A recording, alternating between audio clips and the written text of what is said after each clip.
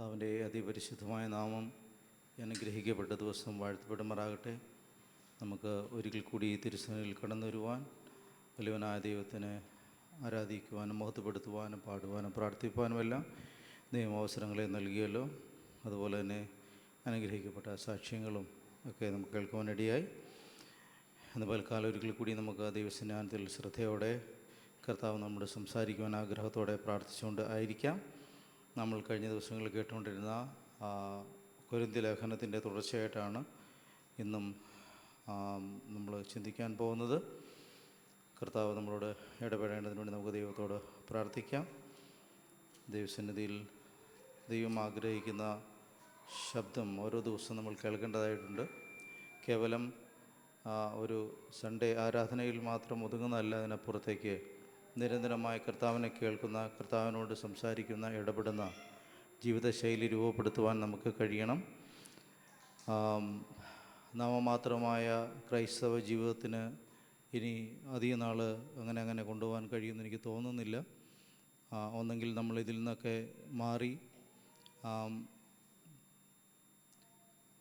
ഒന്നെങ്കിൽ ഇതിനു വേണ്ടി തന്നെ മുന്നോട്ട് പോകേണ്ട ഒരു കാലഘട്ടം, അല്ലെങ്കിൽ ഇത്തരം കാര്യങ്ങളിൽ നിന്ന് പിൻവലിഞ്ഞ്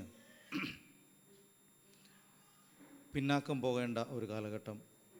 ചോയ്സസ് വളരെ അടുത്താണ് നമ്മുടെ വന്നിരിക്കുന്നത്. അതുകൊണ്ട് നമുക്ക് കർത്താവിനോട് കൂടെ കൂടുതൽ സഞ്ചരിക്കുവാനായിട്ട് പ്രാർത്ഥനയോടെ ആയിരിക്കാം. നമ്മുടെ രാജ്യത്ത്, നമ്മുടെ ദേശത്ത് നടക്കുന്ന രാഷ്ട്രീയ സാമൂഹികമായ മാറ്റങ്ങളെയൊക്കെ നാം എല്ലാം കാണുന്നുണ്ട്, മനസ്സിലാക്കുന്നുണ്ട്.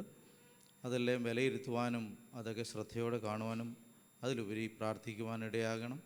നാം സ്വസ്ഥമായി ഇവിടെ ഇരുന്ന് ആരാധിക്കുമ്പോൾ ലോകത്തിൻ്റെ വിവിധ ഭാഗങ്ങളിൽ ജനം കർത്താവിന് വേണ്ടി പ്രാണൻ കൊടുക്കുന്നവരങ്ങനെ, കഷ്ടത അനുഭവിക്കുന്നവരങ്ങനെ, വ്യത്യസ്തമായ നിലകളിൽ കർത്താവിന് സാക്ഷ്യമായി മാറുന്ന അനേകരുണ്ട്. നമുക്കതുകൊണ്ട് വളരെ പ്രാർത്ഥനയോടും വിശ്വാസത്തോടും ദൈവസന്നിധിയിൽ നമ്മളെ തന്നെ പുതുക്കി പണിയുന്ന അനുഭവം ഉണ്ടാകണമെന്ന് ഞാൻ ആഗ്രഹിക്കുന്നു. അത് നിങ്ങളോട് ഞാൻ പങ്കുവയ്ക്കുന്നു. ഇന്നത്തെ നമ്മുടെ ചിന്തയ്ക്ക് വേണ്ടിയിട്ട് തിരഞ്ഞെടുക്കപ്പെട്ട ദൈവവചന ഭാഗം 1 കൊരിന്ത്യർ 15-ാം അധ്യായത്തിൻ്റെ 50 മുതൽ 58 വരെയുള്ള വാക്യങ്ങളാണ്. 1 കൊരിന്ത്യർ 15-ാം അധ്യായത്തിൻ്റെ 50 മുതൽ 58 വരെയുള്ള വേദഭാഗങ്ങളാണ്. ഞാനത് വായിക്കാമെന്ന് വിചാരിക്കുന്നു. നിങ്ങളുടെ കയ്യിൽ വചനമുണ്ടെങ്കിൽ തുറന്നു വയ്ക്കുക, വായിക്കാം നമുക്ക് ഒരുമിച്ച്. സഹോദരന്മാരെ, മാംസരക്തങ്ങൾക്ക് ദൈവരാജ്യത്തെ അവകാശമാക്കുവാൻ കഴിയുകയില്ല. ദ്രവത്വം അദ്രവത്വത്തെ അവകാശമാക്കുകയില്ല എന്ന് ഞാൻ പറയുന്നു. ഞാനൊരു മർമ്മം നിങ്ങളോട് പറയാം. നാം എല്ലാവരും നിദ്ര കൊള്ളുകയില്ല, എന്നാൽ കാഹളനാദത്തിങ്കൽ പെട്ടെന്ന് കണ്ണുമിക്കുന്നതിനിടയിൽ നാം എല്ലാവരും രൂപാന്തരപ്പെടും. കാഹളം ധ്വനിക്കും, മരിച്ചവർ അക്ഷയരായി ഉയർക്കുകയും നാം രൂപാന്തരപ്പെടുകയും ചെയ്യും. ഈ ദ്രവത്വമുള്ളത് അദ്രവത്വത്തെയും ഈ മർത്യമായത് അമർത്യത്തെയും ധരിക്കണം. ഈ ദ്രവത്വമുള്ളത് അദ്രവത്വത്തെയും മർത്യമായത് അമർത്യത്തെയും ധരിക്കുമ്പോൾ മരണം നീങ്ങി ജയം വന്നിരിക്കുന്നുവെന്ന് എഴുതിയ വചനം നിവൃത്തിയാകും. ഹേ മരണമേ, നിൻ്റെ ജയം എവിടെ? ഹേ മരണമേ, നിൻ്റെ വിഷമുള്ള എവിടെ? മരണത്തിൻ്റെ വിഷമുള്ള പാപം, പാപത്തിൻ്റെ ശക്തിയോ ന്യായപ്രമാണം. നമ്മുടെ കർത്താവായ യേശുക്രിസ്തു മുഖാന്തരം നമുക്ക് ജയം നൽകുന്ന ദൈവത്തിന് സ്തോത്രം. ആകയാൽ എൻ്റെ പ്രിയ സഹോദരന്മാരെ, നിങ്ങൾ ഉറപ്പുള്ളവരും കുലുങ്ങാത്തവരും നിങ്ങളുടെ പ്രയത്നം കർത്താവ് വ്യർത്ഥമല്ല എന്നറിഞ്ഞിരിക്കാൽ കർത്താവിൻ്റെ വേലയിൽ എപ്പോഴും വർദ്ധിച്ചു വരുന്നവരും ആകുവിൻ. ഈ വചനഭാഗം നമ്മൾ സാധാരണ കേൾക്കുന്നത് മരണ വീട്ടിലാണ് അല്ലേ? പൊതുവെ അങ്ങനെയല്ലേ കേൾക്കുന്ന ഈ ഭാഗം? നമ്മളവിടെയാണ് വായിക്കാറുള്ളത്.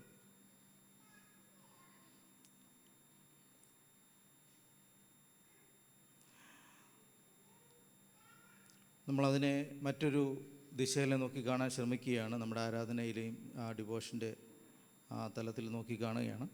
അതുകൊണ്ട് ഞാനിതിനെ ഇങ്ങനെ വിളിക്കാൻ ഇഷ്ടപ്പെടുന്നു: fully devoted God's work, the way to ultimate victory. അങ്ങനെയാണ് ഞാൻ അതിനെ ടൈറ്റിൽ എഴുതുന്നത്. Fully devoted God's work, the way to ultimate victory.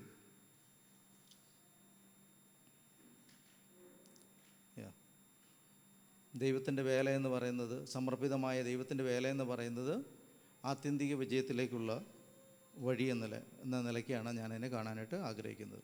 എന്തുകൊണ്ടങ്ങനെ കാണുന്നതെന്ന് ചോദിച്ചു കഴിഞ്ഞാൽ, ഈ 15-ാം അധ്യായം തുടക്കം മുതൽ പറഞ്ഞു വരുന്ന ഒരു പ്രധാനപ്പെട്ട വിഷയം ഇതുമായി ബന്ധപ്പെട്ടിട്ടാണ്. ഇത് വായിച്ചപ്പോഴും എനിക്ക് മനസ്സിലായ ഒരു കാര്യം, ഈ കൊരിന്തിലുള്ള വിശ്വാസികൾ ഒരു നിഗമനത്തിലെത്തിയപ്പോൾ എനിക്ക് തോന്നുന്നു, ആ നിഗമനം ഇങ്ങനെയാണ്: ഈ ഇവിടെ എന്ത് ചെയ്തിട്ടും കാര്യമില്ല, എല്ലാം മരണത്തോടെ അവസാനിക്കും.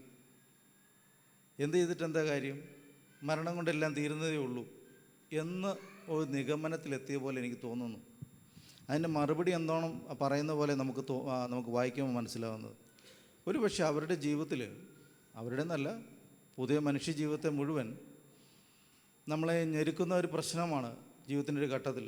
നമ്മൾ ചെറുപ്പത്തിൽ നമുക്ക് ഉണ്ടാകുന്ന ഒരു ചിന്താഗതിയോ പ്രതീക്ഷയോ ഒന്നും 40 വയസ്സ് കഴിയുമ്പോൾ ഉണ്ടാവില്ല. അവിടെ തൊട്ട് നമ്മൾ വേറൊരു മാനസിക തലത്തിലേക്ക് പ്രവേശിക്കും. മനുഷ്യരിൽ 2 ഇൻസ്റ്റിങ്ക്റ്റുകളുണ്ടെന്നാണ് ആധുനിക മനഃശാസ്ത്രം പറയുന്നത്. ഒന്ന് ലൈഫ് ഇൻസ്റ്റിങ്ക്റ്റ്, മറ്റൊന്ന് ഡെത്ത് ഇൻസ്റ്റിങ്ക്റ്റ്. ലൈഫ് ഇൻസ്റ്റിങ്ക്റ്റ് എന്ന് പറയുന്നത് ജീവിക്കുവാനുള്ളൊരു ത്വരയാണ്. ജീവിക്കാൻ മുന്നോട്ട് പോകണം, ജീവിക്കണം, ജീവിതമുണ്ടാകണം. പക്ഷേ ഡെത്ത് ഇൻസ്റ്റിങ്ക്റ്റ് എന്ന് പറഞ്ഞാൽ എങ്ങനെയെങ്കിലും മരിച്ചാൽ മതി എന്നുള്ളതാണ്. അത് പ്രവേശിച്ച് കഴിഞ്ഞാൽ മനുഷ്യന് പിന്നെ എങ്ങനെയെങ്കിലും അവസാനിപ്പിച്ചാൽ മതി, അവരെങ്ങനെയെങ്കിലും കൊണ്ട് ജീവിതം അവസാനിപ്പിച്ചിരിക്കും ഏതെങ്കിലും വിധത്തിൽ. കാരണം അത് താഴേക്ക് പോവുകയാണ്, പിന്നെ ഒരു ഇറക്കമിറങ്ങുന്ന പോലെ തിരിച്ച് കയറാനാവാത്ത പോലത്തെ ഒരു മാനസിക തലമാണ്. അതുകൊണ്ട് തന്നെ മനുഷ്യന് ജീവിക്കുവാനുള്ള ത്വര, ജീവനെ പറ്റിയുള്ള ആഗ്രഹം ഉണ്ടെങ്കിലേ പിടിച്ചു നിൽക്കാൻ കഴിയത്തുള്ളൂ. ജീവനുള്ള ആഗ്രഹം, ജീവിക്കുവാനുള്ള ആഗ്രഹം ഉണ്ടാകണം, അതൊരു പ്രാഥമികമായ ആവശ്യമാണ്. പക്ഷെ ലൈഫിനെ പൊതുവേ നമ്മുടെ ജീവിതത്തെ പലപ്പോഴും തടയുന്ന ഒരു പ്രധാനപ്പെട്ട ചിന്തയാണ് അത്. ഞാനീ പറഞ്ഞ പോലെ എവിടെയെങ്കിലും നിരാശകളോ പ്രതികൂലങ്ങളോ വന്നു കഴിഞ്ഞാൽ മനുഷ്യൻ പിന്നെ ചിന്തിക്കുന്ന മരണത്തെപ്പറ്റിയൊക്കെ ആയിരിക്കും. ചെയ്യുന്നതെല്ലാം വെറുതെയാണ്, വ്യർത്ഥമാണ്, ഇതിലൊന്നും അർത്ഥമില്ല, ചെയ്തിട്ട് എന്താ കാണിക്കാനാ? പ്രത്യേകിച്ച് നമ്മൾ ജീവിതത്തിൻ്റെ ഒരു നിശ്ചിത പ്രായം ക്രോസ് ചെയ്ത് കഴിയുമ്പോൾ നമുക്ക് ഒരു റിയാലിറ്റി തിരിച്ചറിയും. എൻ്റെ കൂടെയുള്ള പലരും ലോകത്തിൽ നിന്ന് മാറ്റപ്പെട്ട് കഴിഞ്ഞു, എൻ്റെ കൂടെ പഠിച്ച പലരും മാറിക്കഴിഞ്ഞു. ഇങ്ങനെയുള്ള തിരിച്ചറിവുകൾ നമ്മളെ കുറേ കൂടെ ഇത് മരണമെന്ന് പറയുന്നു, കടന്നുപോക്കെന്ന് പറയുന്നു റിയാലിറ്റി ആയിട്ട് മനസ്സിലാക്കാനിടയാകും.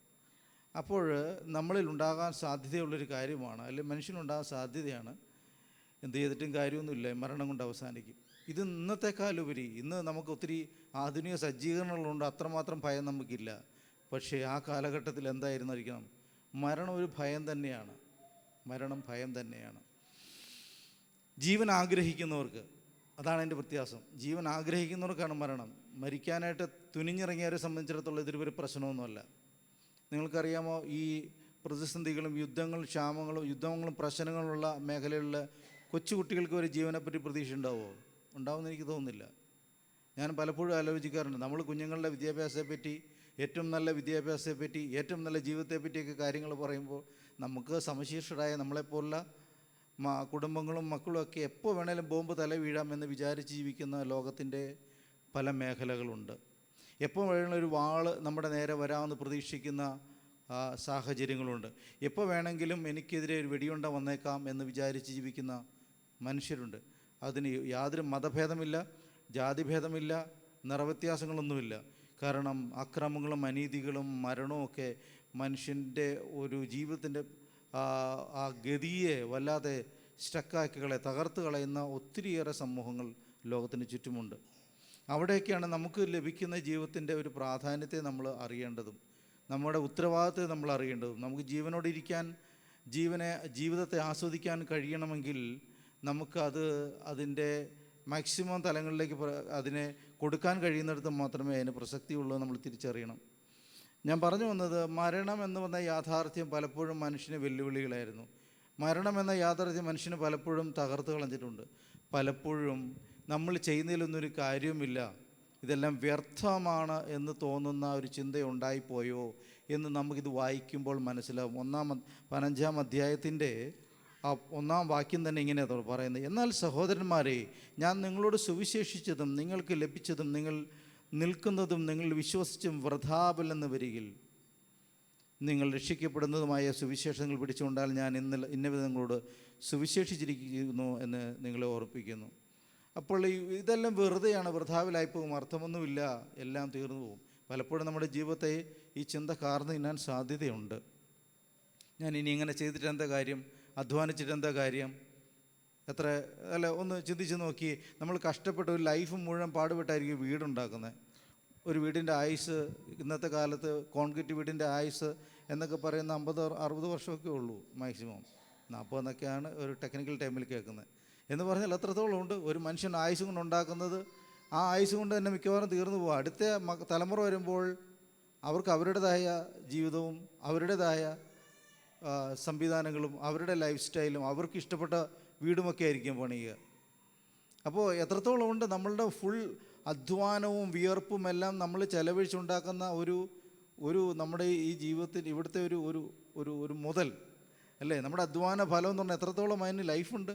വളരെ കുറച്ചേ ഉള്ളൂ. ഒരു പക്ഷേ അടുത്ത തലമുറ അങ്ങോട്ട് കൊണ്ടുപോകുന്നുണ്ടോ എന്ന് പോലും നമുക്ക് പറയാൻ പറ്റില്ല. ഈ കേരളത്തിൻ്റെ അങ്ങോളം ഇങ്ങോളം നിങ്ങൾ നോക്കിയാൽ നിങ്ങൾക്ക് മനസ്സിലാവും എത്രയോ വീടുകൾ വെറുതെ കടന്നു പോകുന്നു.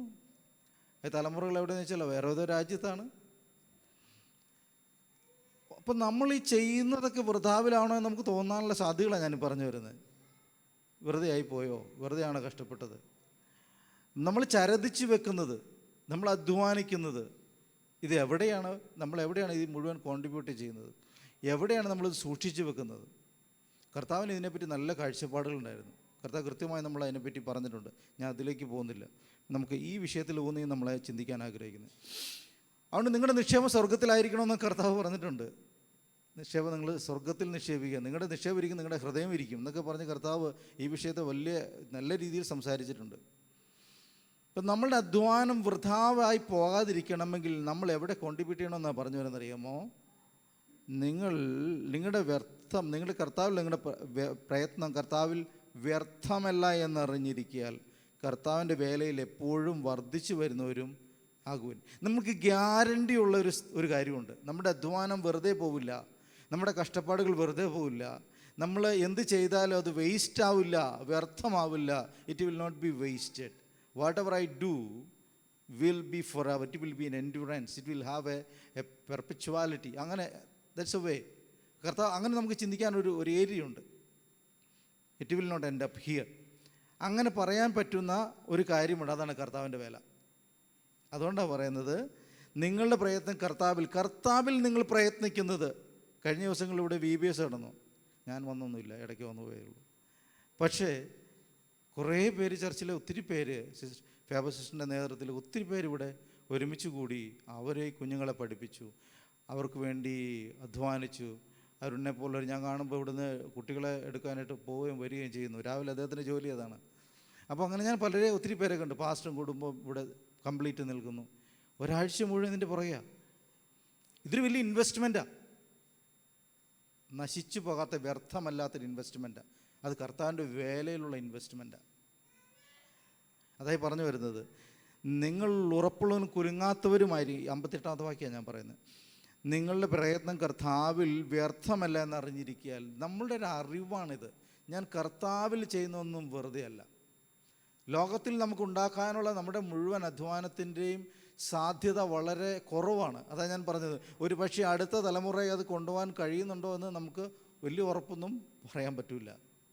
പക്ഷേ കർത്താവിൽ ചെയ്തു വെച്ചിട്ടുള്ളത്, കർത്താവിൻ്റെ വേലയിൽ നിങ്ങൾ കോൺട്രിബ്യൂട്ട് ചെയ്ത് നമ്മൾ പ്രയത്നിച്ചത് ഒന്നും വെറുതെ ആവില്ല. അതിന് നമ്മുടെ മരണം കൊണ്ടും നമ്മുടെ അവസാനം കൊണ്ട് ഇത് അവസാനിക്കുന്നില്ല എന്നുള്ള ഗ്യാരണ്ടിയാണ് ഈ പറഞ്ഞു വെച്ചത്. അതുകൊണ്ട് കർത്താവിൽ വ്യർത്ഥമല്ല എന്നറിഞ്ഞാൽ കർത്താവിൻ്റെ വേലയിൽ എങ്ങനെ വരണം? നിങ്ങൾ എപ്പോഴും വർദ്ധിച്ചു വരുന്നവരും ആകുവിൻ. ഇതാണെന്ന് നമുക്ക് കർത്താവിനോട് പറയാനുള്ളത്. കർത്താവേ, നിൻ്റെ വേലയിൽ ഞാൻ എങ്ങനെയാണ് വർദ്ധിച്ചു വരേണ്ടത്? ഈ ചോദ്യം ചോദിച്ച് ഇതിനൊരു മറുപടി കർത്താവിൽ നിന്ന് പ്രാപിച്ചിട്ടേ ഇവിടുന്ന് പോകാവുള്ളൂ. ഹല്ലേലൂയ. ഞാൻ എന്താ കർത്താവേ ചെയ്യേണ്ടത്? നിൻ്റെ വേലയിൽ നിന്നോടുള്ള ബന്ധത്തിൽ ഞാൻ എന്ത് ചെയ്തു തീർക്കണം എന്ന് നീ ആഗ്രഹിക്കുന്നത്? എല്ലാവരും ചെയ്യുന്ന പോലെ നമുക്ക് എല്ലാവർക്കും ഇവിടെ ഒന്ന് പ്രസംഗിക്കാൻ പറ്റില്ല, എല്ലാവർക്കും വർഷിപ്പ് ചെയ്യാൻ പറ്റില്ലായിരിക്കും. പക്ഷേ എന്തോരം കാര്യങ്ങളാണ് ഒരു ആരാധനയുമായി ബന്ധപ്പെട്ട്, ഒരു സഭയുമായി ബന്ധപ്പെട്ട്, ദൈവവേലയുമായി ബന്ധപ്പെട്ട് എത്രയും കാര്യങ്ങളാണ് കിടക്കുന്നത്. എനിക്ക് ഈ VBSൻ്റെ കാര്യത്തിൽ ഇടപെടാനുള്ളൊരു പരിചയമുള്ള ആളല്ല. എനിക്ക് അതിനകത്ത് ഒത്തിരി ചെറുപ്പത്തിൽ പണ്ടെങ്ങോ പോയല്ലാതെ എനിക്ക് അതിനകത്ത് ഓർമ്മകൾ പോലുമില്ല. അപ്പോൾ എനിക്ക് അതിനകത്തൊരു പ്രത്യേക ഒരു ഇൻവോൾവ് ചെയ്യാനുള്ളൊരു ശീലം എനിക്കില്ലാത്തതുകൊണ്ട്. പക്ഷേ അതിനകത്ത് കൃത്യമായി കഴിവുള്ളവർ ഇടപെടാൻ കഴിയുന്ന ധാരാളം ഇവിടെയുണ്ട്. അവരവരുടെ രീതിയിൽ ചെയ്യുന്നു. നമ്മളിൽ ദൈവം ഏൽപ്പിച്ചിട്ടുള്ള താലന്തും കഴിവുകൾ ഉപയോഗിച്ച് ദൈവരാജ്യത്തിനകത്ത് ഇൻവോൾവ് ചെയ്യാൻ, അതിനകത്ത് പാർട്ടിസിപ്പേറ്റ് ചെയ്യാൻ there are so many ways. അപ്പം നമ്മൾ കർത്താവിനോട് ചോദിക്കുക, കർത്താവേ ഞാൻ എവിടെയാണ് എൻ്റെ റോൾ ചെയ്യേണ്ടത്? അതുകൊണ്ടാണ് പറഞ്ഞത്, ആത്യന്തികമായൊരു വിജയത്തിലേക്ക് നമുക്ക് പോകണമെങ്കിൽ, തോൽവിയാണ് മരണം നമുക്ക് തരുന്നത് നമുക്കറിയാം. മരണം കൊണ്ട് നമ്മളിവിടെ വെക്കുന്ന എല്ലാത്തിനും ഒരു അവസാനം ഉണ്ടാവുമെങ്കിൽ അതിനപ്പുറത്തേക്ക് കൊണ്ടുപോകാൻ കഴിയുന്ന ഒരു പ്രാധാന്യമുള്ളൊരു കാര്യമാണ് ദൈവരാജ്യത്തിൽ നമ്മൾ ഇൻവെസ്റ്റ് ചെയ്യുക. ആ ഇൻവെസ്റ്റ്മെൻറ്റിനെ പറ്റിയാണ് നമ്മൾ പറഞ്ഞു വരുന്നത്. ആ ഇൻവെസ്റ്റ്മെൻറ്റ് വളരെ പ്രാധാന്യമുള്ളതാണ്. മരണഭയത്തിൽ നിന്ന് അപ്പുറത്തേക്ക് നമ്മളതിൽ കൊണ്ടുപോകാൻ കഴിയും. ഇവിടെ വായിച്ച വാക്യങ്ങൾ മുഴുവൻ കേട്ടോ, മരണം, ജയം, പാപം, അല്ലേ, അങ്ങനെയുള്ള വാക്കുകളാണ്. ദ്രവത്വം, അദ്രവത്വം, മർത്യം, അമർത്യം, അല്ലേ, ഇങ്ങനെയുള്ള വാക്കുകളായിട്ട് ബന്ധപ്പെട്ട കുറേ കാര്യങ്ങളാണ് അവിടെ പറയുന്നത്. ഒരു നാശോന്മുഖമായ ജീവിതത്തിൻ്റെ ഒരു ഘട്ടങ്ങളെ പറ്റിയാണ് പറയുന്നത്. നാശം, അല്ലേ, നശിച്ചു പോകുന്ന ഒരു മനുഷ്യ ജീവിതത്തിൻ്റെ ഘട്ടങ്ങളെ പറ്റിയാണ് പറഞ്ഞത്. പക്ഷേ അതിനകത്തൊരു ജയത്തിൻ്റെ സാധ്യതയുണ്ട്, അതിനകത്തൊരു ജയമുണ്ട് എന്നുള്ളതാണ്. അതുകൊണ്ട് നമ്മുടെ ആത്യന്തിക ജയത്തിന് ബന്ധപ്പെട്ട് ഒരു 3 കാര്യങ്ങൾ ഞാൻ നിങ്ങളോട് സംസാരിക്കാൻ ആഗ്രഹിക്കും. 3 കാര്യങ്ങൾ. അൾട്ടിമേറ്റ് വിക്ടറി, അല്ലെങ്കിൽ നമുക്ക് ഇവിടെ കർത്താവായ യേശു മുഖാന്തരം നമുക്ക് ജയം തരുന്ന ദൈവത്തിന് സ്തോത്രം. അതായത് നമുക്ക് ജയം തരുന്ന ദൈവം നമ്മുടെ കൂടെയുണ്ട്. നമ്മളെ തോൽപ്പിക്കാനായിട്ട് ഒത്തിരി കാര്യങ്ങളുണ്ട്, മരണമടക്കമുള്ള ശത്രുക്കളുണ്ട്. പക്ഷേ നമ്മളെ ജയിപ്പിക്കാൻ കഴിയുന്ന ഒരു കാര്യം, ഒരു ഫാക്ടർ എന്ന് പറയുന്നത് നമ്മുടെ കർത്താവ് യേശു ക്രിസ്തുവിൻ്റെ ജയമാണ്. കാരണം അവൻ മരണത്തെ ജയിച്ചവനാണ്. അതുകൊണ്ട് ഞാൻ ഒരു 3 കാര്യങ്ങളോട് പറഞ്ഞ് ഞാനിവിടെ ഇത് അവസാനിപ്പിക്കാം. ഒന്നാമത്തെ കാര്യം എന്താണെന്ന് അറിയാമോ? അത് inheritance of kingdom of God എന്ന് പറയുന്ന ഒരു കാര്യമാണ്. അത്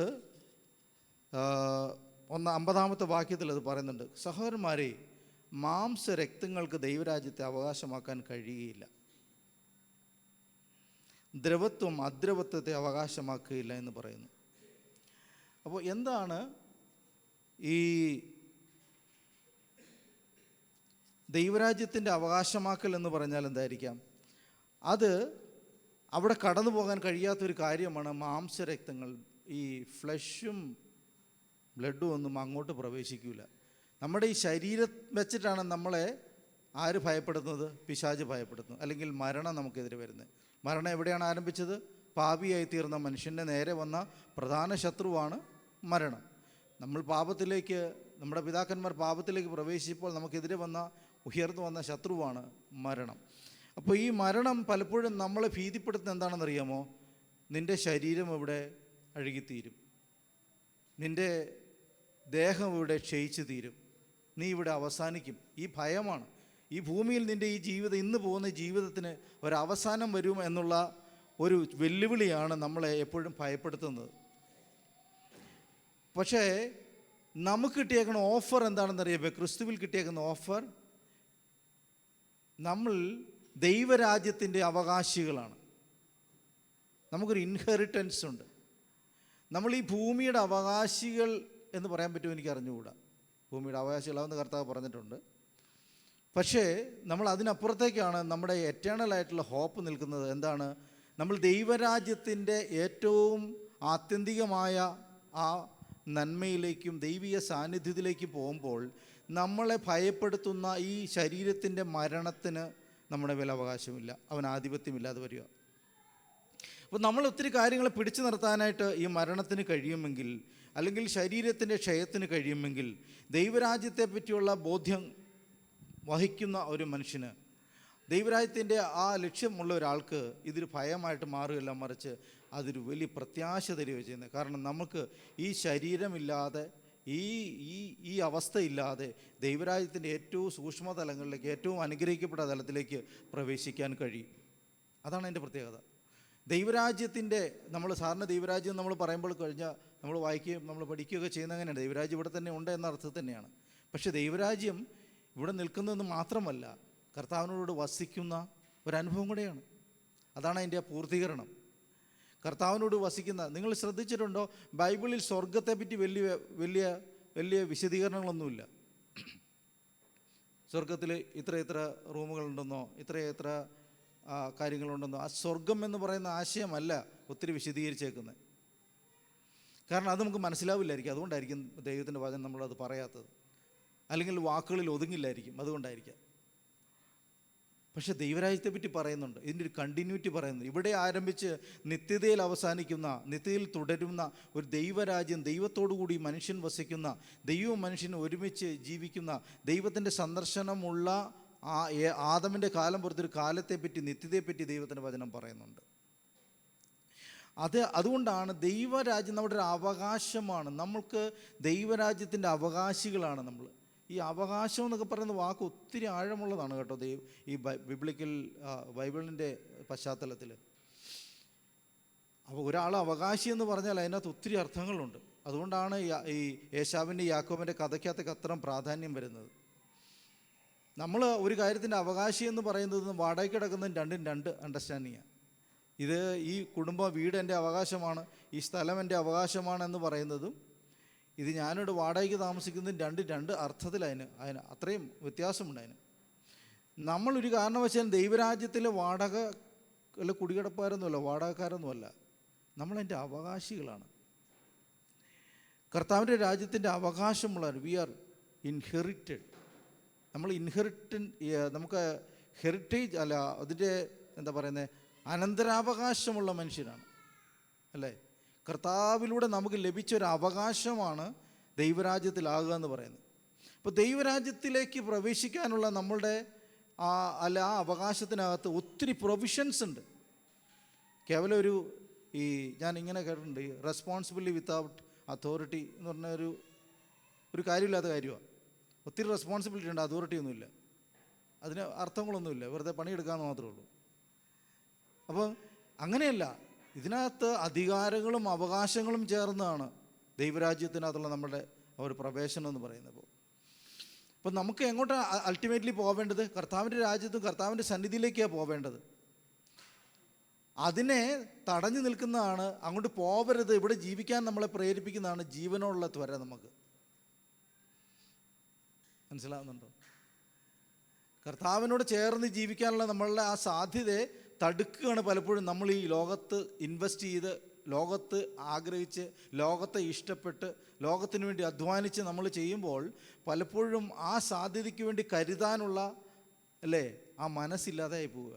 ഇതൊരു കണ്ടിന്യൂസ് ജേർണിയാണ്. ഇവിടെയും ദൈവരാജ്യം, അവിടെയും ദൈവരാജ്യം. പണ്ട് കാലത്തെ ഗൾഫിൽ നിന്നൊക്കെ സാധനങ്ങൾ ഇവിടെ കൊണ്ടുവരിക എന്ന് പറയുന്നത് കഴിഞ്ഞാൽ വലിയ പുതുമയായിരുന്നു അല്ലേ, വലിയ പുതുമകളായിരുന്നു. ഇന്ന് അവിടെ എന്ത് കിട്ടും അത് ഇവിടെ തന്നെ കിട്ടും അല്ലേ, അങ്ങനെയല്ലേ? അതേ സെയിം മെറ്റീരിയൽ ഇവിടെയും കിട്ടും, ഇവിടെ കിട്ടുന്ന സാധനം അവിടെയും കിട്ടും അല്ലേ. ഇവിടെ കിട്ടുന്ന ഭക്ഷ്യവസ്തുക്കൾ വരെ അതെവിടെ അവിടെ കിട്ടാനുള്ള സംവിധാനമുണ്ട് എന്ന് പറയുന്ന പോലെ ദൈവരാജ്യം ഒരു കണ്ടിന്യൂറ്റിയാണ്. നമ്മളിവിടെ ആരംഭിക്കുന്ന യാത്രയുണ്ടല്ലോ, അത് നിത്യതയിൽ തുടരുന്നൊരു യാത്രയാണ്. ഇവിടെ നമുക്ക് അതിനകത്ത് പരിശീലനം ലഭിച്ചാൽ മാത്രമേ നമുക്ക് അതിനകത്തേക്ക് സ്മൂത്തായിട്ട് പോകാൻ കഴിയത്തുള്ളൂ. നമ്മൾ അവകാശിയാണെന്നുള്ള ബോധം നമുക്കുണ്ടാകണം. എന്തിൻ്റെ? ദൈവരാജ്യത്തിൻ്റെ. ഈ ഭൂമിയിൽ നമ്മൾ ജീവിക്കുമ്പോൾ നമുക്കുണ്ടാകേണ്ട ഒരു ബോധ്യമാണ്, ഞാൻ ദൈവരാജ്യത്തിൻ്റെ അവകാശിയാണ്, ദൈവരാജ്യത്തിൻ്റെ ഭാഗമാണ് ഞാൻ, ദൈവരാജ്യത്തിൽ ഇൻവെസ്റ്റ് ചെയ്യുന്ന ആളാണ് ഞാൻ, ദൈവരാജ്യത്തിനകത്ത് അധ്വാനിക്കുന്ന ആളാണ് ഞാൻ. അതുകൊണ്ട് ഞാൻ ചെയ്യുന്ന ഒന്നും വ്യർത്ഥമല്ല, ഞാൻ ചെയ്യുന്ന ഒന്നും വ്യർത്ഥമല്ല. ഞാൻ ചെയ്യുന്ന ചെറിയൊരു കാര്യം പോലും വെറുതെയല്ല. ആ വ്യർത്ഥതയാണ് ഇവിടെ പരിശുദ്ധാത്മാവ് നമുക്ക് തെളിയിച്ചു തരുന്നത്. നമ്മൾ ചെയ്യുന്ന ദൈവത്തിന് വേണ്ടി ചെയ്യുന്ന ഒരു കാര്യവും, ദൈവസഭയ്ക്ക് വേണ്ടി, ദൈവരാജ്യത്തിന് വേണ്ടി ചെയ്യുന്ന ഒന്നും വ്യർത്ഥം. കാരണം ഞാൻ അതിൻ്റെ അവകാശിയാണ്, ഞാൻ അതിലേക്കാണ് പോകുന്നത്. ഇവിടെ ഞാൻ ചെയ്യുന്ന സംഗതികളെല്ലാം ഞാൻ വിട്ടേച്ച് പോകേണ്ടതാണ്. പക്ഷെ ഞാൻ അവിടേക്ക് കരുതുന്നത്, ഞാൻ അവിടേക്കാണ് എത്തിപ്പോകുന്നത്. ഹല്ലേലൂയ. ഞാനിവിടെ എന്തധ്വാനിച്ചാലും എൻ്റെ 50 വർഷം 60 വർഷം 70 വർഷം 80 വർഷം ഞാൻ അധ്വാനിച്ചത് മുഴുവൻ ഞാൻ വിട്ടേച്ച് പോകേണ്ടി വരും ഇവിടെ ഇൻവെസ്റ്റ് ചെയ്യുന്നത്. പക്ഷേ അവിടെ ഇൻവെസ്റ്റ് ചെയ്തത് അവിടേക്കാണ് ഞാൻ മൂവ് ചെയ്യുന്നത് നാളെ. ഈ ഇൻഹെറിറ്റഡ് ആണ് ഞാൻ. ദൈവരാജ്യം എൻ്റെ ഒരു അവകാശമാണ്, അല്ലെങ്കിൽ ഞാൻ അതിൻ്റെ അവകാശിയാണെന്നുള്ള ബോധമുണ്ടെങ്കിൽ നമ്മൾ അവിടെയായിരിക്കും കൂടുതൽ ഇൻവെസ്റ്റ് ചെയ്യാൻ ഇഷ്ടപ്പെടുക. ഇവിടുത്തെ പോലെ ഈ ജീവിതം ജീവിക്കുമ്പോൾ പോലും അവിടെ ഇൻവെസ്റ്റ് ചെയ്യാൻ ഇഷ്ടപ്പെടും. അപ്പോഴാണ് നമ്മളിൽ ഞാൻ ചെയ്തൊന്നും വ്യർത്ഥമല്ല എന്ന് ബോധ്യം ഉണ്ടാകുന്നത്. കഴിഞ്ഞ ദിവസം ഞാൻ വടക്കേണ്ടിയിൽ പഠിപ്പിച്ച ഒരു സ്റ്റുഡൻറ്റ്, അദ്ദേഹം എവിടെയോ ഛത്തീസ്ഗഡിൻ്റെ ഏതോ ഒരു ഗ്രാമത്തിൽ നിന്നൊരു സഹോദരനാണ്. അദ്ദേഹം പല പല പഠനങ്ങൾ കഴിഞ്ഞ് പുറത്തൊക്കെ പഠിക്കാനൊക്കെ പോയി. കഴിഞ്ഞ ദിവസം എനിക്കത് ഞാനൊരു 3 മിഷൻ ഇപ്പം ഞാൻ റൺ ചെയ്യുന്നുണ്ട്. എനിക്ക് സ്വന്തമായിട്ട് മിഷൻ പോലും ഇല്ല. പക്ഷേ നമ്മൾ ഇൻവെസ്റ്റ് ചെയ്തെടുത്ത ആൾക്കാർ എത്ര കൊണ്ടുപോയി, അതിനെ സപ്പോർട്ട് ചെയ്യാൻ പുള്ളിക്കൊരു കമ്പനി തന്നെയുണ്ട്. ഇതൊക്കെ കുറച്ച് കാലങ്ങൾ ഉണ്ടാക്കിയ കാര്യങ്ങളാണ്. അപ്പോൾ നമ്മൾ ഇൻവെസ്റ്റ് ചെയ്ത 1 മണിക്കൂറാവട്ടെ, 2 മണിക്കൂറാവട്ടെ, ഒരു വാക്കാവട്ടെ, അത് ഫലത്തിൽ വരുന്ന കണ്ടോ? ദൈവരാജ്യത്തിനകത്ത് അതിൻ്റെ ഗുണമുണ്ടാകുന്ന കണ്ടോ? നിങ്ങളുടെ അടുത്തിരിക്കുന്ന ആളുടെ തോളെ തട്ടി സുഖമാണോ, സന്തോഷമായിരിക്കുന്നോ, പ്രാർത്ഥിക്കാം, വിഷമിക്കേണ്ടെന്ന് പറയുന്നതിനകത്തൊരു ഇൻവെസ്റ്റ്മെൻറ്റ് നടക്കുന്നുണ്ട്. അതറിയാമോ? ഒരാൾ മുഖം മുഷിഞ്ഞിരിക്കുന്നു, സങ്കടപ്പെട്ടിരിക്കുന്നു, എന്തുണ്ട്, എന്താ പറ്റിയേ എന്ന് ചോദിക്കുന്നതിനകത്തൊരു ഇൻവെസ്റ്റ്മെൻറ്റ് നടക്കുന്നുണ്ടെന്ന് അറിയാമോ? ദൈവരാജ്യത്ത് ഇൻവെസ്റ്റ്മെൻറ്റാണ്. കാരണം ഇത് കണക്കിടുന്ന ഒരാൾ മേളിൽ നിന്ന് ഇത് കാണുന്നുണ്ട്. കർത്താവിന് വേണ്ടി സംസാരിക്കാൻ നമ്മുടെ നാവിനെ കൊടുക്കുമ്പോൾ, കർത്താവിന് വേണ്ടി നടക്കാനായിട്ട് നാം തയ്യാറെടുക്കുമ്പോൾ, കർത്താവിന് വേണ്ടി പട്ടിണിയിരിക്കാൻ നാം തയ്യാറെടുക്കുമ്പോൾ, കർത്താവിൻ്റെ രാജ്യത്തിന് വേണ്ടി ഒരു 5 രൂപ 10 രൂപ കൊടുക്കാൻ തയ്യാറെടുക്കുമ്പോൾ, ഇതെല്ലാം കണക്കിൽ വരുന്നതാണെന്ന് നമുക്ക് മനസ്സിലാവുന്നുണ്ടോ? അതെല്ലാം വെറുതെ ചെയ്യുന്നതാണെന്ന് തോന്നിപ്പോകുന്നുണ്ടോ? വെറുതെ അല്ല.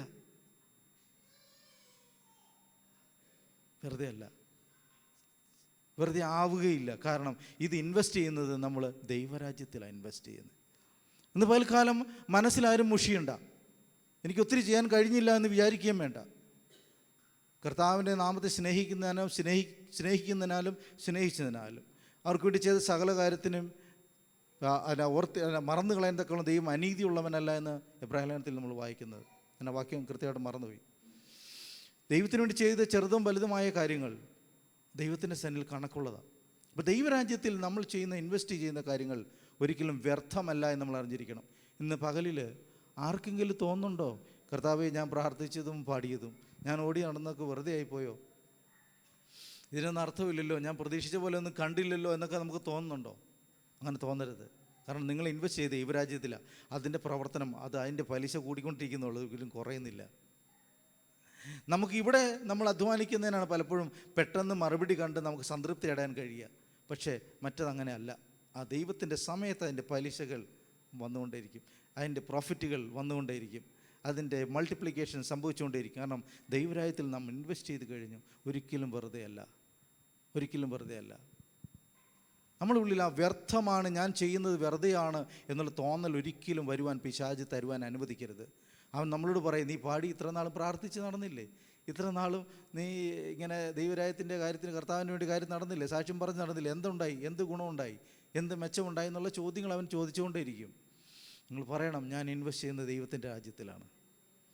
പിശാചെ, നമ്മൾ പിള്ളേർ പാട്ട് പാടിയതുപോലെ പോ സാത്താനെന്ന് പറയാൻ നമ്മൾ പഠിക്കണം. നമ്മുടെ തലയിൽ വരുന്ന ആ ചിന്തയോട് പറയണം, ഞാൻ ഇൻവെസ്റ്റ് ചെയ്യുന്നത് ദൈവത്തിൻ്റെ രാജ്യത്തിലാണ്, അതൊരിക്കലും നഷ്ട കമ്പനി അല്ല എന്ന് പറയാൻ നമുക്ക് കഴിയണം. ഹല്ലേലൂയ. രണ്ടാമത്തെ കാര്യം ഞാൻ പറയാം, നമ്മുടെ അവകാശം എന്നപോലെ രണ്ടാമത്തെ കാര്യമാണ് assurance of resurrection and transformation. ഇങ്ങനെ വചനം പറയുന്നത് ഈ കാഹളനാദത്തെങ്കിൽ, അത് 52-ാമത്തെ വാക്യത്തിൽ പറയുക,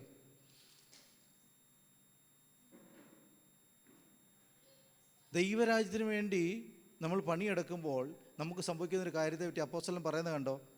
പെട്ടെന്ന് കണ്ണിമയ്ക്കുന്നതിനിടയിൽ നാം എല്ലാം രൂപാന്തരപ്പെടും, കാഹളം ധ്വനിക്കും, മരിച്ചവർ അക്ഷയരായി ഉയർക്കുകയും നാം രൂപാന്തരപ്പെടുകയും ചെയ്യും.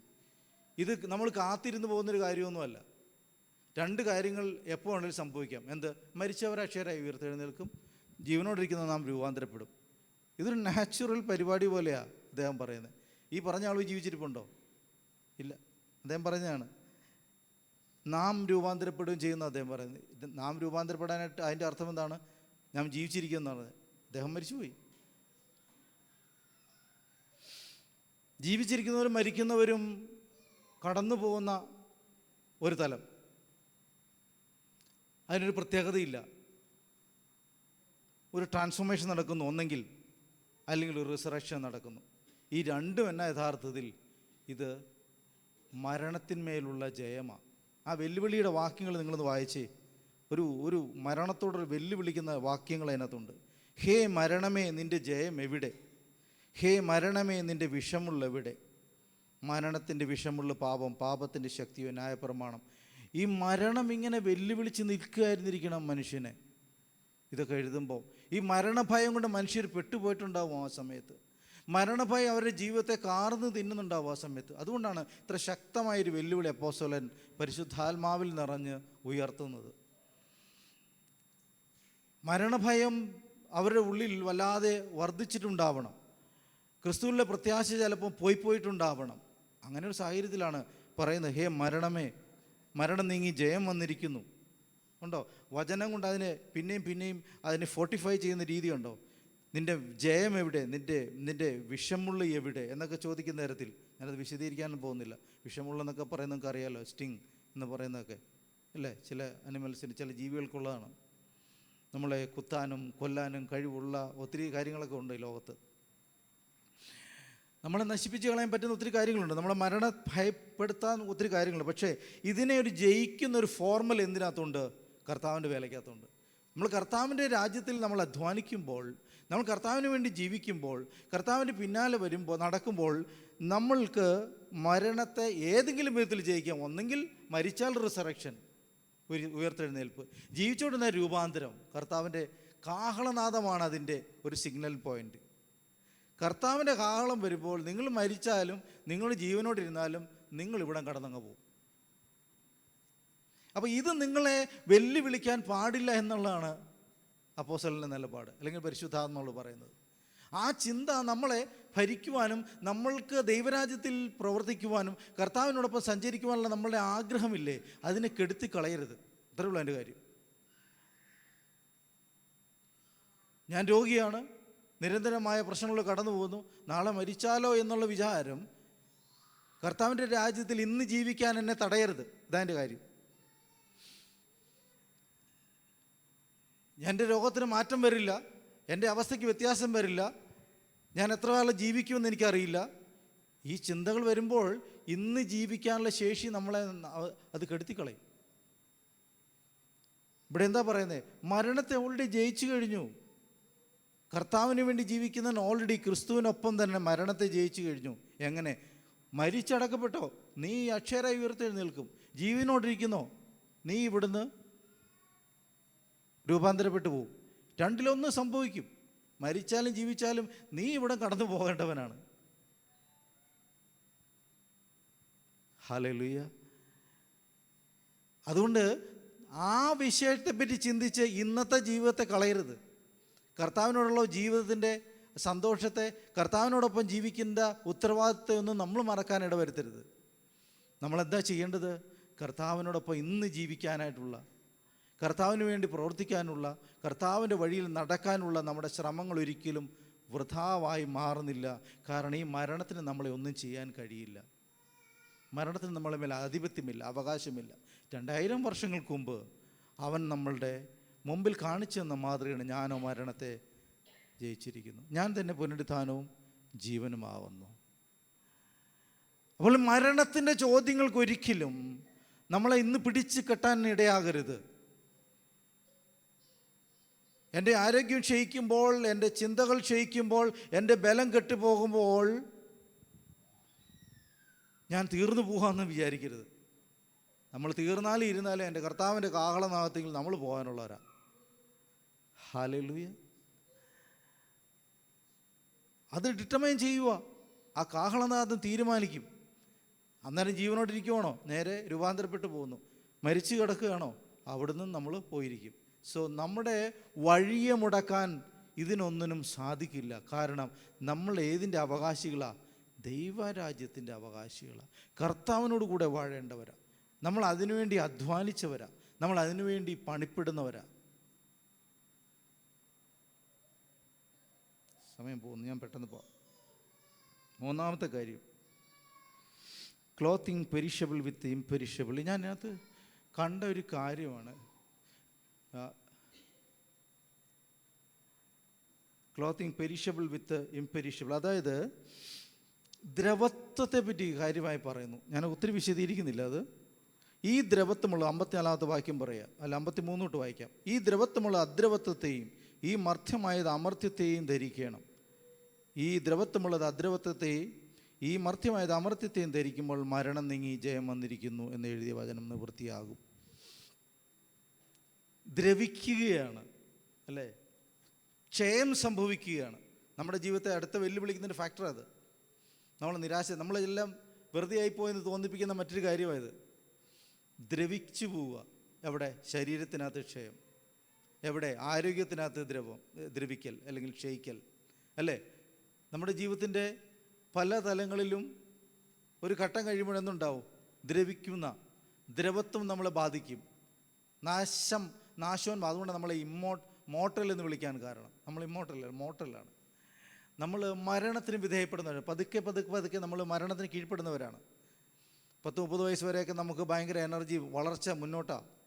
കോശങ്ങൾ കൂടുതലുണ്ടാവുകയും കുറച്ച് കോശങ്ങൾ നശിക്കുകയും ചെയ്യും. പക്ഷെ കുറച്ച് കഴിയുമ്പോഴോ കോശങ്ങൾ നശിക്കുന്ന കോശങ്ങൾ കൂടുകയും അല്ലേ, ഉണ്ടാകുന്നത് കുറയുകയും ചെയ്യും. അങ്ങനെയല്ലേ മനുഷ്യൻ മരണത്തിലേക്ക് കടന്നു പോകുന്നത്. കുറേ അങ്ങ് ചെന്ന് കഴിയുമ്പോൾ ചില അകത്തെ ചില എന്താ പറയുന്നത്, ചില ഓർഗൻസൊക്കെ പ്രവർത്തനം കുറയ്ക്കും, ബലം കുറയ്ക്കും.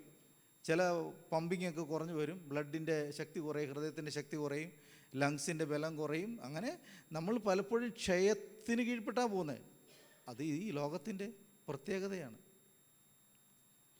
പക്ഷേ ദൈവരാജ്യത്തിനകത്ത് ജീവിക്കുന്ന ഒരാളെ സംബന്ധിച്ച് ഈ ദ്രവത്വത്തിൻ്റെ അപ്പുറത്തേക്കൊരു അദ്രവത്വത്തിൻ്റെ സാധ്യതയുണ്ട്.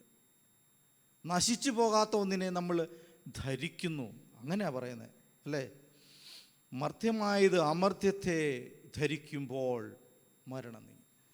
ഇപ്പോൾ നമ്മൾ ധരിക്കുന്നത് എന്തിനാണെന്നറിയോ? നമ്മുടെ ആത്മാവിനെ ധരിക്കുന്ന ഒരു ശരീരം, കവർ ചെയ്യുന്നൊരു ശരീരത്തിലാണ് നമ്മൾ ജീവിക്കുന്നത്. ഈ ശരീരം കൊണ്ടാണ് നമ്മൾ ആത്മാവിൻ്റെ ഇച്ഛകളെ നിയന്ത്രിച്ച് ശരീരത്തിൻ്റെ ഇച്ഛകൾക്ക് പ്രാധാന്യം കൊടുത്താണ് നമ്മളിപ്പോൾ ജീവിക്കുന്നത്. പക്ഷേ ഇതിനപ്പുറത്തേക്ക് നമ്മുടെ ആത്മാവിൻ്റെ ഇച്ഛകൾക്ക് പ്രാധാന്യം വരികയും നമ്മുടെ ശരീരത്തിൻ്റെ ഇച്ഛകൾക്ക് മേളിൽ ആത്മാവിൻ്റെ ഇച്ഛകൾ ജയം നേടുന്നൊരു ഘട്ടമുണ്ട്. ഈ നശിച്ചു പോകുന്നതിനപ്പുറത്തേക്ക് നശിച്ചു പോകാത്ത ആത്മാവിന് ആധിപത്യം കിട്ടുന്നൊരു അനുഭവമുണ്ട്. അതാണ് ദൈവരാജ്യത്തിൻ്റെ പ്രത്യേകത. അത് കർത്താവ് സംഭവിച്ചു. അതുകൊണ്ട് കർത്താവ് പറയും, എന്നെ തൊടരുത്, ഞാൻ പിതാവിനെ കണ്ടിട്ടില്ല. രൂപാന്തരം പ്രാപിച്ച കർത്താവ് വന്ന് നിൽക്കുന്നത്, മരണത്തെ ജയിച്ചവൻ. അവൻ പറയുന്നത് അവൻ്റെ ദ്രവത്തിൻ്റെ ആ കാലഘട്ടം, ആ ഘട്ടം അവനപ്പുറത്തേക്ക് അവൻ എന്താ പറയുന്നത്, അവൻ അദ്രവത്വത്തിൻ്റെ അല്ലെങ്കിൽ നശിച്ചു പോകാത്ത ആത്മാവിൻ്റെ തലത്തിലേക്ക് അവൻ പ്രവേശിച്ചു കഴിഞ്ഞു. ഇവിടെ എവിടെയാണ് നമുക്ക് നഷ്ടമുള്ളത്? എവിടെയാണ് നമുക്ക് നമ്മുടെ സമയം വേസ്റ്റ് ആവുന്നത്? എവിടെയാണ് നമുക്ക് കൈമോശം? ഒരിടത്തും സംഭവിക്കുന്നില്ല. കർത്താവിനോടൊപ്പമുള്ള ജീവിതയാത്രയിൽ നമുക്ക് ലാഭങ്ങളേ ഉള്ളൂ. ഒന്നും വ്യർത്ഥമാവുന്നില്ല, ഒന്നും വെറുതെ ആവുന്നില്ല. നാം ചെയ്യുന്ന എല്ലാ കാര്യങ്ങളിലും ദൈവരാജ്യത്തിനകത്ത് ചിലതൊക്കെ നടന്നുകൊണ്ടേയിരിക്കുന്നു. നമ്മൾ ചെയ്യുന്ന ഓരോ കാര്യത്തിലും കർത്താവിൻ്റെ രാജ്യത്തിൽ അർത്ഥമുള്ളത്, മൂല്യമുള്ളത് ചില ദിവസം. അതുകൊണ്ടാണ് പറയുന്നത് നമ്മൾ ചെയ്യുന്ന ഒന്നും വ്യർത്ഥമാവുന്നില്ല. ഈ വ്യർത്ഥമാവുന്നു എന്നുള്ള ആ ചോദ്യം ഇതിനകത്ത് 3-4 തവണ എടുത്തെടുത്ത് പറയുന്നുണ്ട്. ഞങ്ങളുടെ പ്രസംഗം വ്യർത്ഥമാണ് എന്ന് പറയുന്നുണ്ട്. വിശ്വാസം വ്യർത്ഥമാണ്. ഈ വ്യർത്ഥമായി പോകുന്നു എന്നുള്ള ചിന്ത പലപ്പോഴും അവരുടെ ഹൃദയത്തെ മതിച്ചിട്ടുണ്ടാവണം. ഞാൻ ചെയ്യുന്നതൊക്കെ വെറുതെയായി പോകുന്നു ഒരു തോന്നൽ നമ്മളെ ജീവിതത്തെ പലപ്പോഴും ഭരിക്കുന്നുണ്ടാകണം. ഞാൻ ചെയ്യുന്ന ഈ അധ്വാനമൊക്കെ വെറുതെ ആണല്ലോ, ഇതിന് പ്രത്യേകിച്ച് ഫലമൊന്നുമില്ലോ, ഗുണമൊന്നുമില്ലോ, എൻ്റെ ജീവിതത്തിൽ സംഭവിക്കുന്ന മുഴുവൻ നെഗറ്റീവാണല്ലോ എന്നൊക്കെ നമുക്ക് തോന്നലുണ്ടാകാം.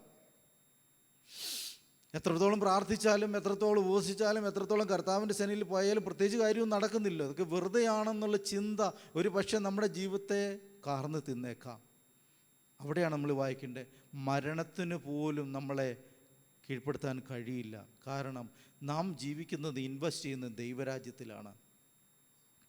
അതുകൊണ്ടാണ് പറഞ്ഞത്, നിങ്ങൾ ഉറപ്പുള്ളവരും കുലുങ്ങാത്തവരും നിങ്ങളുടെ പ്രയത്നം കർത്താവിൽ വ്യർത്ഥമല്ല എന്നറിഞ്ഞിരിക്കിയാൽ കർത്താവിൻ്റെ വേലയിൽ എപ്പോഴും വർദ്ധിച്ചു വരുന്നവരുമാകുവിൻ. ആരാധനയൊക്കെ കടന്നുള്ള ദൈവമക്കളെ, നാം ചെയ്യുന്നതൊക്കെ പലതും വെറുതെ ആയിപ്പോയെന്ന് തോന്നാറുണ്ട് എപ്പോഴെങ്കിലും. ഞാൻ കർത്താവിനെ സേവിക്കാൻ ഇറങ്ങി വെറുതെ ആയിപ്പോയെന്ന് എപ്പോഴെങ്കിലും തോന്നിയിട്ടുണ്ടോ? കർത്താവിന് വേണ്ടി ചെലവിട്ടത് വെറുതെ ആയിപ്പോയെന്ന് തോന്നിയിട്ടുണ്ടോ? കർത്താവിന് വേണ്ടി അധ്വാനിച്ചത് മോടി കിടന്ന് വെറുതെ ആയിപ്പോയി എനിക്ക് തോന്നിയിട്ടുണ്ട്. ചിലപ്പോഴൊക്കെ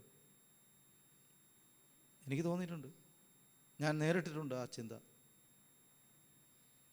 ഞാൻ സങ്കടപ്പെട്ടിട്ടുണ്ട് പലപ്പോഴും, ഇത് വെറുതെ ആയിപ്പോയല്ലോ എന്ന് തോന്നിയിട്ടുണ്ട്. ആ സമയത്തൊക്കെ കർത്താവ് എന്നെ ബലപ്പെടുത്തിയിട്ടുണ്ട്. അത് വെറുതെ അല്ല എന്ന് ദൈവം എനിക്ക് കാണിച്ചു തന്നതിനുണ്ട്. നമ്മൾ ചെയ്യുന്ന ഒന്നും വെറുതെ അല്ല. ദൈവമായ കർത്താവിന് വേണ്ടി നമ്മൾ ചെയ്യുന്ന ഒന്നും, അവൻ്റെ സെനയിൽ ചെലവിടുന്ന ഒരു നിമിഷം പോലും അവൻ്റെ രാജ്യത്തിന് വേണ്ടി അധ്വാനിക്കുന്ന ഒരു അധ്വാനവും വെറുതെ ആയി പോകുന്നില്ല. കാരണം അതൊരു ഇൻവെസ്റ്റ്മെൻറ്റായി നമുക്ക് വേണ്ടി ദൈവം കരുതുന്നതാണ്. ഇന്ന് പൽക്കാലം മരണഭയം നമ്മളെ ഒരിക്കലും കീഴ്പ്പെടുത്തരുത്. രോഗത്തിൻ്റെ ആധിപത്യങ്ങൾ നമ്മളെ കീഴ്പ്പെടുത്തരുത്. നമ്മുടെ ശരീരത്തിൽ അനുഭവിക്കുന്ന ദ്രവിക്കുന്ന നാശോന്മുഖമായ അവസ്ഥകളോ നമ്മളുള്ളിൽ അനുഭവിക്കുന്ന ശാരീരിക ക്ലേശങ്ങളോ നമ്മളെ ഭയപ്പെടുത്തരുത്. കാരണം നമ്മൾ കർത്താവിൻ്റെ വേലയിൽ വർദ്ധിച്ചു വരുന്നവരാണ്. കർത്താവിൻ്റെ വേലയിൽ വർദ്ധിച്ചു വരുന്നവരാണ്. നമ്മുടെ ശരീരത്തിൽ മരണത്തിന് ആധിപത്യമുണ്ടെന്ന് നമുക്ക് തോന്നുന്നുണ്ടെങ്കിൽ ഇന്ന് പകൽക്കാലം നമ്മൾ പ്രാർത്ഥിക്കും, കർത്താവ് നമ്മളെ വിടുവിക്കും. ദൈവരാജ്യത്തിനകത്ത് സൗഖ്യവും വിടുതലുമുണ്ട്. ദൈവരാജ്യത്തിനകത്ത് രക്ഷയുടെ പൂർണ്ണതയുണ്ട്.